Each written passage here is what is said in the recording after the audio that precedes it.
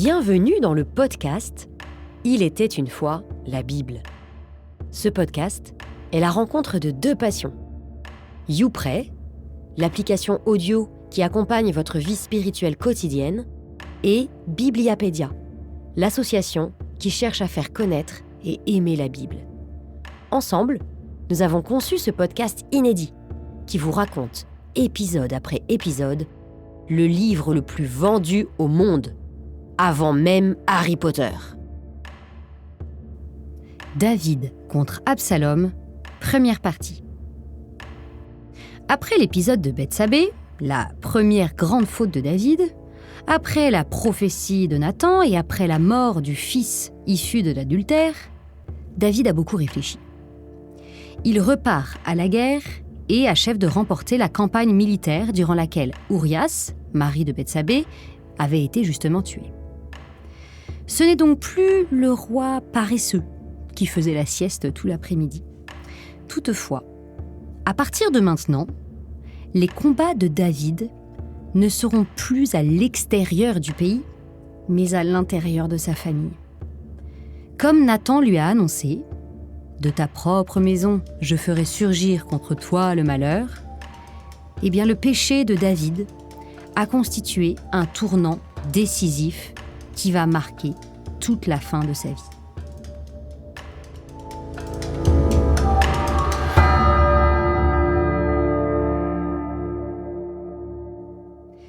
Je vous résume ici le chapitre 13. On ne va pas le lire en entier, mais c'est un chapitre dans lequel un des fils de David, Amnon, fait du mal à une de ses demi-sœurs, nommée Tamar.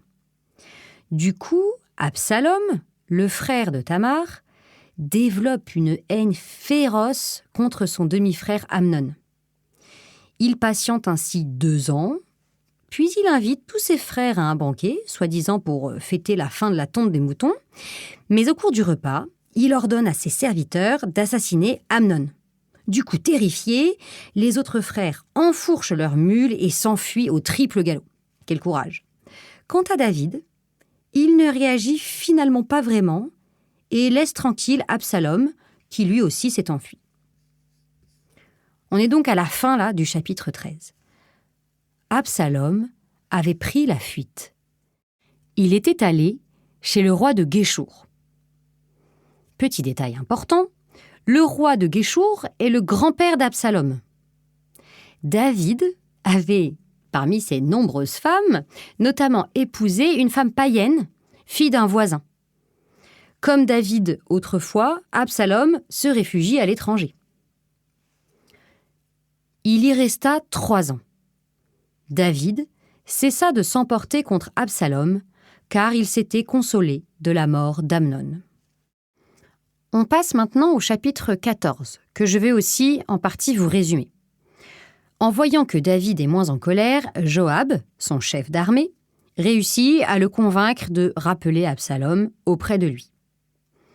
Le raisonnement de Joab est surprenant, mais tout à fait logique. Après tout, Absalom n'a fait que venger sa sœur, et puis c'est maintenant lui, l'héritier du trône.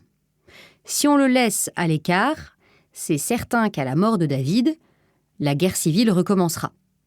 Et David va se laisser convaincre.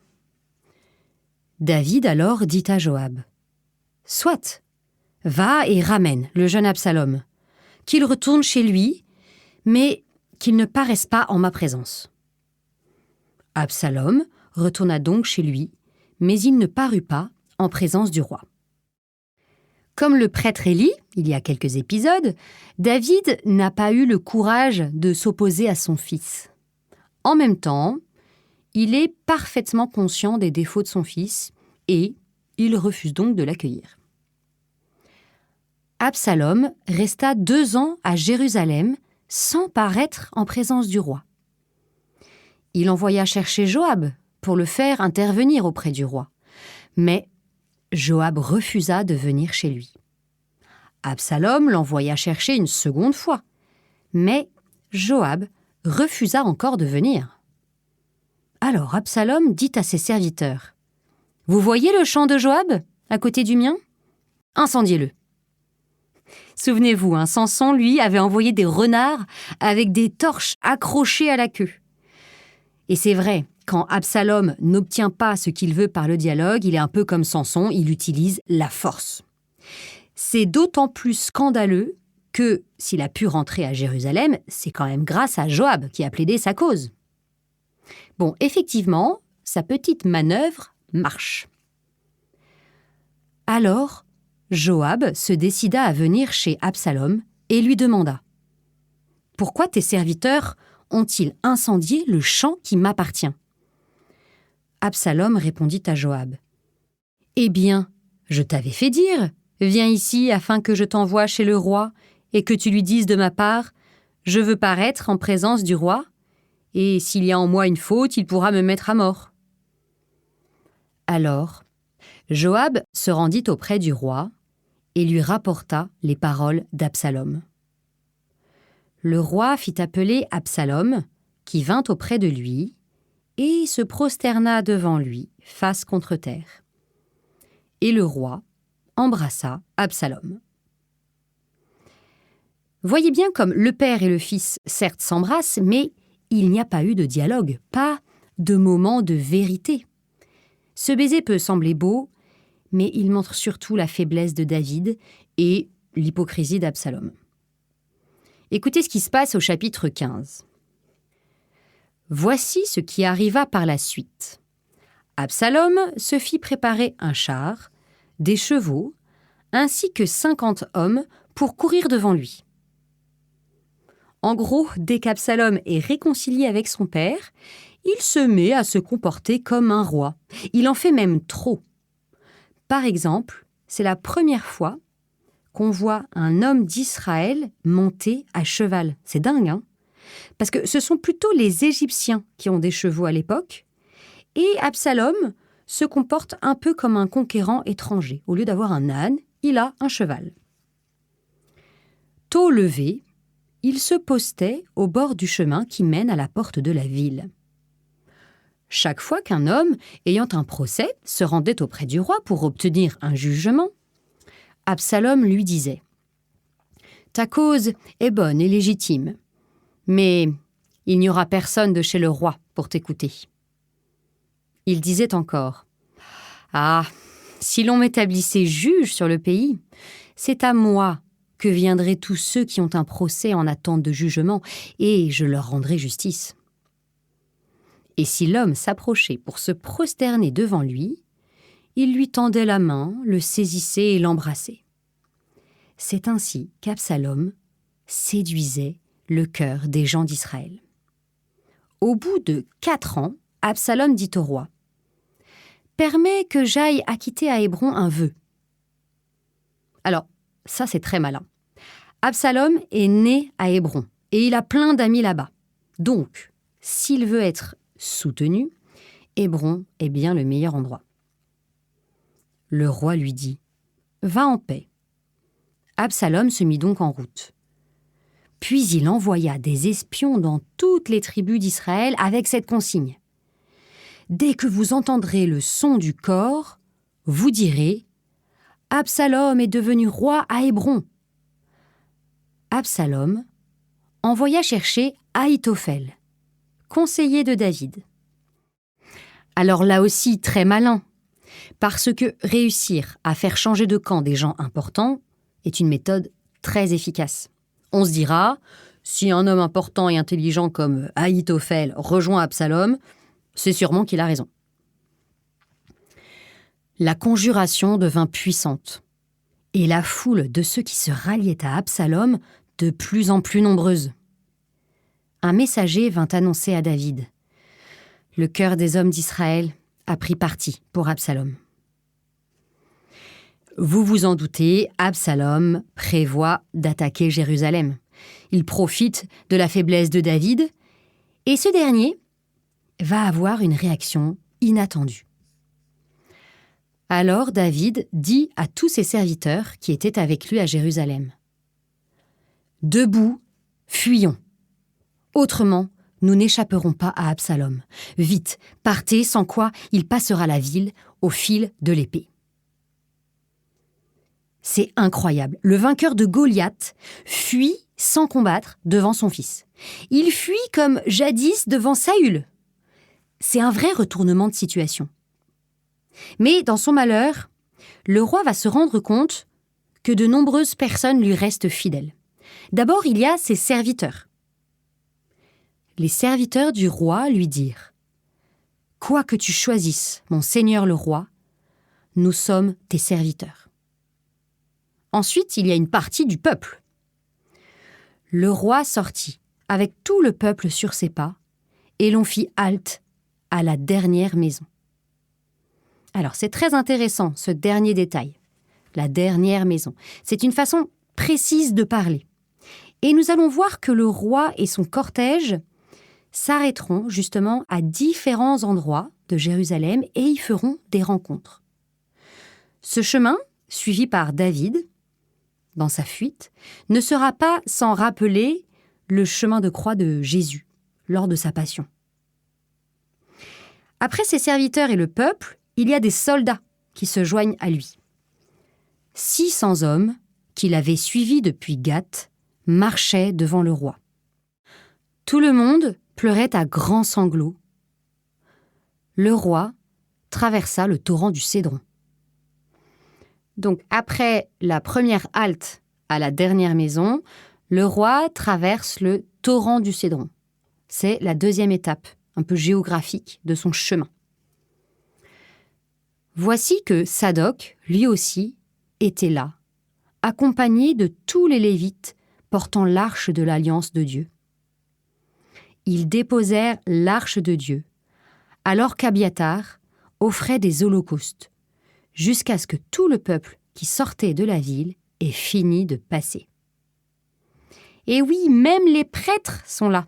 On retrouve Abiathar, le prêtre survivant du massacre des prêtres de Nob, et on découvre Sadoc, un autre prêtre que nous ne connaissons pas, mais qui sera très important par la suite. Et à ce moment-là, en voyant que les prêtres transportent l'arche, David a une réaction impressionnante. Le roi dit à Sadoc « Ramène l'arche de Dieu dans la ville. Si je trouve grâce aux yeux du Seigneur, il me ramènera et me permettra de la revoir. Mais s'il dit « Tu n'as plus ma faveur », alors qu'il me traite comme bon lui semblera. » David n'est peut-être plus l'homme courageux que nous avons connu. Il est résigné, mais il est resté celui qui sait reconnaître son péché. Et il fait confiance à Dieu. Et c'est sûrement là le plus important. Laisser l'arche à Jérusalem, c'est reconnaître qu'Absalom est le vrai roi. Retourne en paix à la ville avec ton fils Ahimaas et avec Jonathan, le fils d'Abiathar. Je vais m'attarder dans les passes du désert jusqu'à ce qu'un mot de votre part m'apporte des nouvelles. Attention, ici Jonathan n'est pas le fils de Saül, ne confondez pas. Et ensuite, ce passage montre que David est aussi resté un homme astucieux. Si certains de ses amis restent à Jérusalem, comme il leur demande, il pourra savoir ce qui s'y passe. Sadoc et Abiathar ramenèrent l'arche de Dieu à Jérusalem, où ils restèrent. Le roi arrive maintenant à un troisième lieu. Donc, je récapitule. Premier arrêt, la dernière maison. Deuxième arrêt, le torrent du Cédron. Et donc, quel va être le troisième arrêt ? David montait par la montée des Oliviers. Il montait en pleurant, la tête voilée. Il marchait pieds nus. David aussi pleure, sans doute moins sur son échec comme roi que sur son échec comme père, parce qu'il est quand même poursuivi par son propre fils. Comme on avait annoncé à David qu'Ahitophel était avec Absalom, il dit « Seigneur, frappe de folie les conseils d'Ahitophel. » De même que Jésus s'adressera à son Père pendant son chemin de croix, David s'adresse à Dieu. David arrivait au sommet, là où on se prosterne devant Dieu, lorsque Hushaï vint à sa rencontre, la tunique déchirée et la tête couverte de terre. Ici, l'auteur nous signale une 4e étape, c'est le sommet, qui semble être un lieu de culte, où l'on se prosterne devant Dieu. Et après les serviteurs, le peuple, les prêtres Sadoc et Abiatar, voici Hushaï qui le rejoint. David lui dit « Si tu passes avec moi, tu me seras à charge. Mais si tu retournes en ville et que tu dises à Absalom « J'étais autrefois au service de ton père, mais maintenant je suis ton serviteur », alors tu pourras faire échouer les conseils d'Ahitophel. N'y aura-t-il pas là-bas avec toi les prêtres Sadoc et Abiatar ? Tu pourras les avertir de toute parole entendue chez le roi. Il y aura aussi avec eux leurs 2 fils, Ahimaas pour Sadoc et Jonathan pour Abiatar.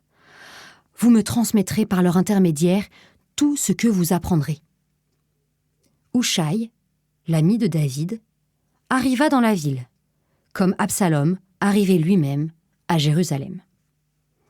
Regardez comme le courage de David revient au galop. Encouragé par tous ses soutiens, le voilà qui répartit un peu ses alliés aux endroits stratégiques. En revanche, la 5e étape est moins glorieuse, mais d'autant plus admirable. On est au chapitre 16 du 2e livre de Samuel. Comme le roi David atteignait Bahurim, il en sortit un homme du même clan que la maison de Saül.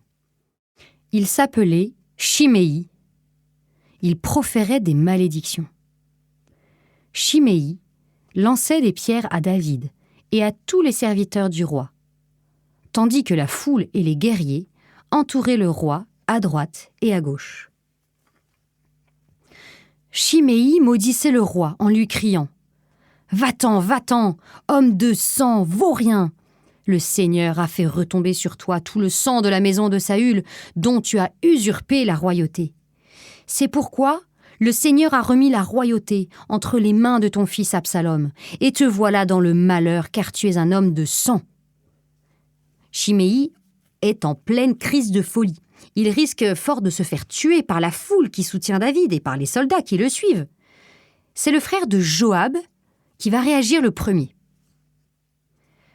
Abishai, fils de Sérouya, dit au roi « Comment ce chien crevé peut-il maudire mon seigneur le roi ? Laisse-moi passer que je lui tranche la tête. » Mais le roi répondit « Que me voulez-vous, fils de Sérouya ?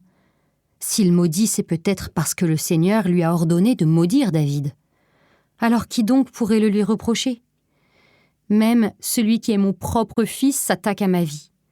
À plus forte raison, ce descendant de Benjamin. Peut-être que le Seigneur considérera ma misère et me rendra le bonheur au lieu de sa malédiction d'aujourd'hui. » Abishai, frère de Joab et fils de Sérouya, est dans une logique militaire, tandis que David, lui, est dans un combat spirituel.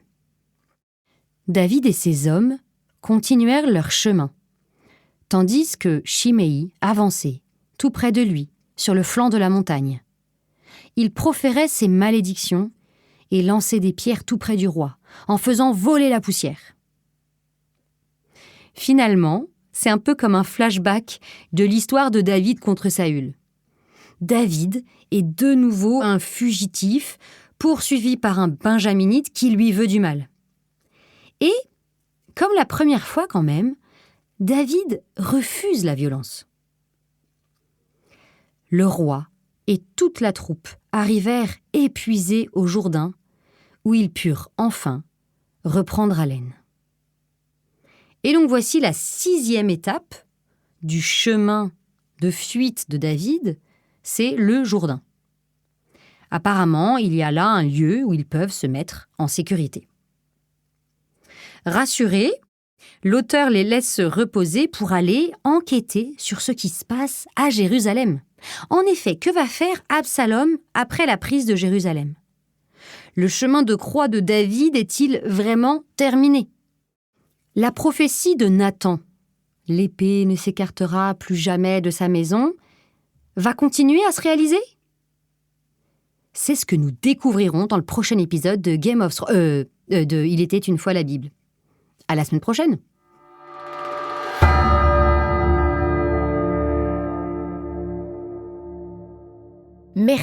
Merci d'avoir écouté cet épisode jusqu'au bout. Si ce podcast vous plaît, n'hésitez pas à nous le dire en mettant le plus d'étoiles possible et à vous abonner pour être notifié du prochain épisode. À très bientôt.